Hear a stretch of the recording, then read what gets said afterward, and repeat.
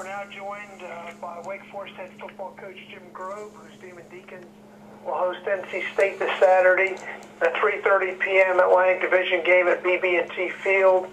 The game will be televised by ESPNU. Wake Forest quarterback Raleigh Skinner ranks second in the ACC in passing efficiency and third in passing yards per game. The NC State Wake Forest series, though, is the longest continuous gridiron series in the ACC, as the two teams have met every year since 1910, and Saturday's game is the 103rd meeting overall. And with that, we'll bring on Coach Grobe, ask for a brief opening statement, and then go to questions. Well, Mike, thanks. We've got our work cut out for us with NC State. I think they're playing great football right now on offense and defense, and had a really tough one this past week up at Boston College. Had a chance to win, but just didn't make the plays that we needed to down the stretch. So we're trying to bounce back, but we've got an awful good football team coming to town this Saturday. Questions for Coach Grobe? And that is star one to pose a question. We'll go to Ken Tishens of the Charlotte Observer. Coach, I was wondering if you could talk about I guess you call them the orbit sweeps, and saw you even lined up, I guess, a little bit in the wishbone, did some flexbone stuff against Baylor. What does having all this kind of unorthodox running stuff in your game do for your overall package? Well, I think it helps us, Ken.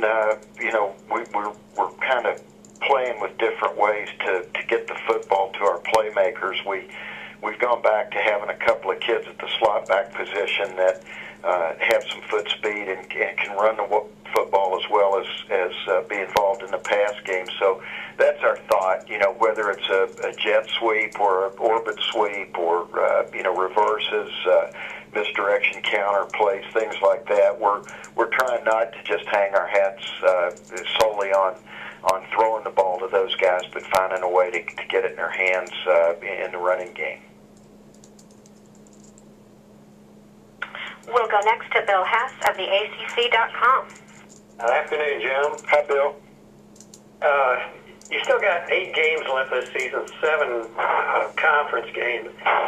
How do you keep a game like the last one from having a haunting effect on your players? How quickly can you wipe that out and keep it from being a carryover? Because I'm sure in your coaching career you've seen that happen from time to time.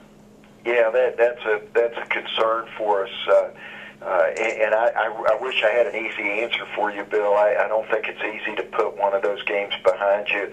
I'm hopeful that our players realize how good a football team NC State is coming to town, and how much better we're going to have to play against them than we did this past weekend to have a chance to win. So it's not easy. It's really hard. It's not only hard for the players, but it's hard for the coaches. But I think our players realize that as the season goes on, our next 8 football games, it just keeps getting tougher and tougher every week.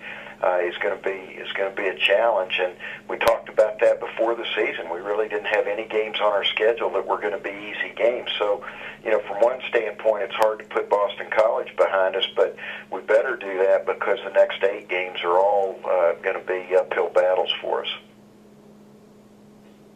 And what are the particular problems against facing Russell Wilson? Because he obviously can throw it, he can run it. And there are other quarterbacks in the league who do both, but he may be the best combination of the two. Yeah, I don't think there's any question. I think there are 3 things that drive you crazy with Russell Wilson. The number one thing, he's got a good supporting cast. I like their offensive line. They've got a big tight end that's doing a nice job. I think he might be their leading receiver, and he's a good blocker. I like their receiving core. The guys that he's throwing the football to have really good foot speed, can challenge you vertically. I like their running backs. I think the running backs are all running hard with authority. They're physical. So I think the supporting cast for him is really good. That's the first thing. But then he's really good at running and throwing the football. You talk about him being running and a running quarterback and a throwing quarterback in one package. But the real key is he does them both really, really well. There are a lot of kids out there that run great, but they don't throw it too well, and vice versa. And there are a lot of kids that are pretty average at running and throwing, but this guy's great at running and throwing. He can beat you both ways, and so there are a lot of sleepless nights going on right now with our defensive coaching staff. Thanks, Jim. We'll go next to Joe Giglio of the News and Observer. Hey, Coach, it could just be one game, but does it feel like you're not really Wake Forest? You get some penalties, and you're not getting the turnovers you got, and obviously you couldn't get a 9th year of eligibility for Sam Swank. But you know what I'm talking about? Yeah, I do, Joe. I think it's disappointing right now because we knew going in that we were going to struggle with turnovers. We're just inexperienced. In some cases we don't have young guys, but we're just really inexperienced. Seven new starters on the defensive side of the ball now with Kyle Wilbur down. That's an 8th guy that we're counting on to play. So it's been disappointing, but not unexpected as far as the turnovers. I didn't expect us to turn the ball over like we have with Aaron Curry and Alfonso and those guys. But the mental mistakes are driving us crazy right now.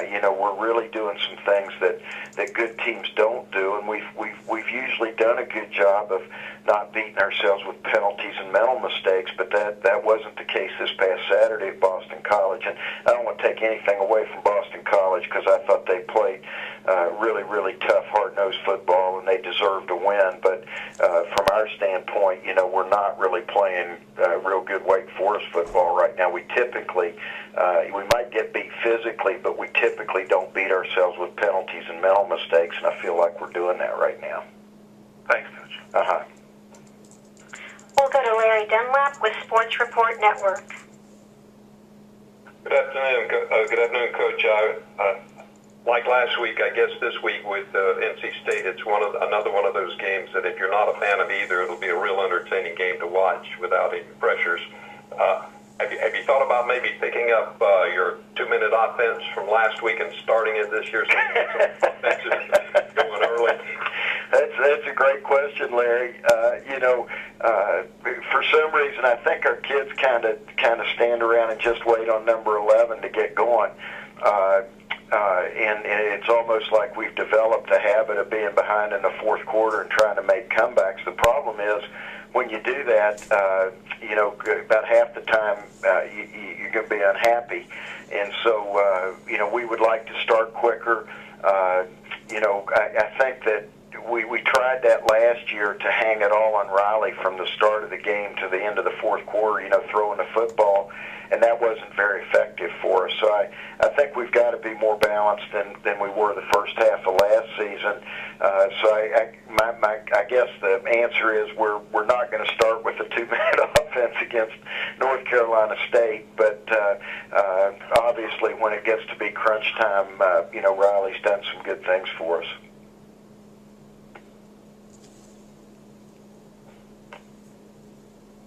Any more questions for Coach Grobe? And no one else has signaled at this time. Jim, thanks for being with us today. Good luck this weekend, and we'll talk to you next week. Thanks, Mike. Appreciate it.